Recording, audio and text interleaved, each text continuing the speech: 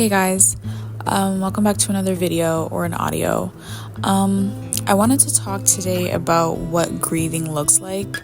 I feel like a lot of us have this one image of what grief is supposed to look like, or what grieving in certain areas of your life is supposed to look like when grief shows up in so many different ways. And grieving isn't always just about a death or a lost friendship or a breakup. Grieving can be grieving over what your finances once were. Grieving can be grieving over the past version of yourself, right? I know a lot of times for me, I know that change is necessary, and I know that I need to change to become a better version of myself, but there was attributes of the past version of myself that just made so much sense, that felt so comforting to me at that moment.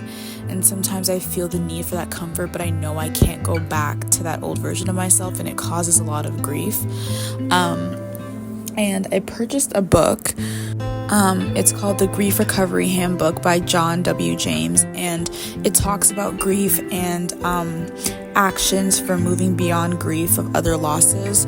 And I'm definitely gonna listen to that book or read that book today, but I was feeling grief because I'm in this transitional period of my life where I know that I'm no longer in what once was, and I'm very, very grateful for that. But I'm also just in a little waiting room. It's a very comfortable one, but I'm definitely outgrowing it. And I'm in this little waiting room, waiting to finally get to the place that I've been praying about and the place that I've been dreaming about. And I know I'm going to get there. It's only a matter of months. I know that the things leading up to it will happen, right? So it's I have that assurance and that certainty. And then I'm also grateful for not being where I used to be. But then there's a part of me that just knows that with every new level that you go to and with every transition that you go through, you're going to have to let go of things. And often when we talk about letting go of things, we talk about letting go of things that are bad or that are negative for us or that we know aren't good for us. But I feel like nobody talks about letting go of the things that gave us so much comfort and that were genuinely good. Today I was thinking about a mentor in my life, a middle school teacher that I had, and he was the only one that ever saw me, that ever believed in me, that ever put me out there, that ever invested in my potential. And he, at the time, I didn't recognize how amazing he was in my life, especially when I had parents who were just working or who didn't quite understand me. And so I've been keeping in touch with him over the years, over my years being in high school and stuff like that, because my sister still goes to the elementary school that I once went to. And so it's been easy to keep in touch with him through her.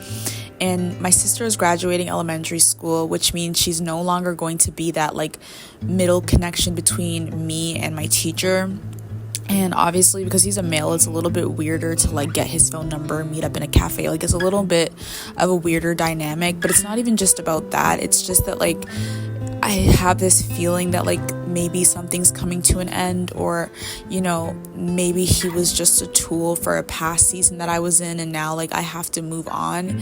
And that scares me so much, because he was the one adult figure, or one of the adult figures in my life that really shaped me and helped me become who I am today. And it's just a lot of grief in leveling up, because we always hear about when you level up, your friends are not always going to agree with you. Your family's not going to always agree with you.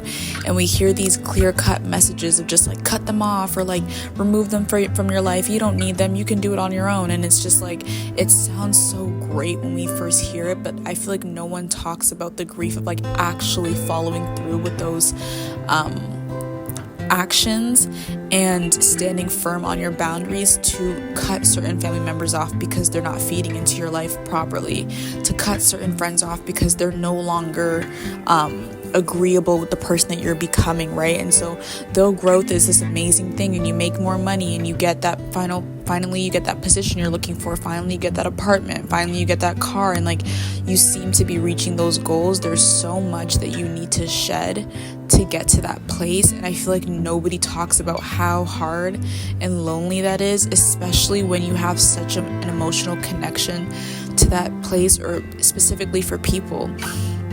I have a connection to my teacher in that he was the first actual father figure to me, and I have a father and I live with him, and my parents are still together, but my dad has always been very cold, and he's always been very distant, and there's nothing I can do about that, because that's his trauma and that's his burden to carry, and he doesn't want to deal with it.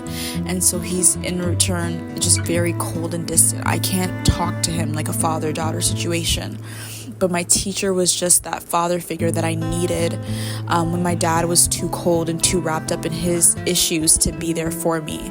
And so there's this emotional connection I have because he was a very intentional part of my growth. But what happens when that growth requires you to let go of that part that once helped you? And I was talking to God about this, and he was just telling me, like, you don't have to let go of him until I like specifically instruct you that you can no longer have your teacher in your life or like whatever. You can always write emails to him, you can always write letters to him. Like, you don't have to let go of him. And though I understand that, more of the grief is coming from like the distance. If you listen to any of my past episodes, I was just so excited about moving away from my hometown to start university, and I'm hours away, and I'm just no longer in a familiar space. And I feel like when I was in high school, I still lived 2 minutes out from my elementary school. Like, I could have walked over there.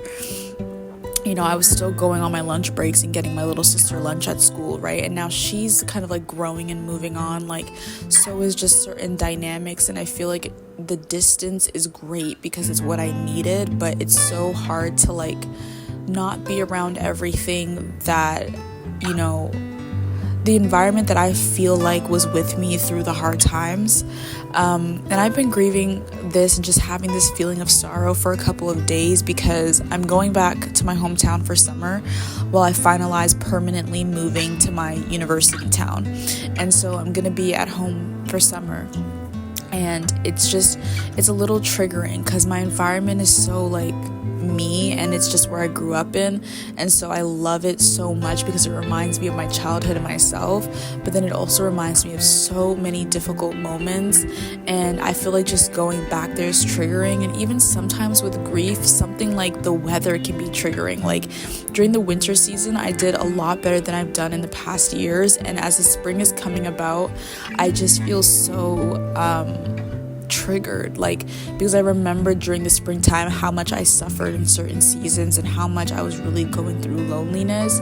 And I know that I'm no longer in that place. I know that I will never be in that place again.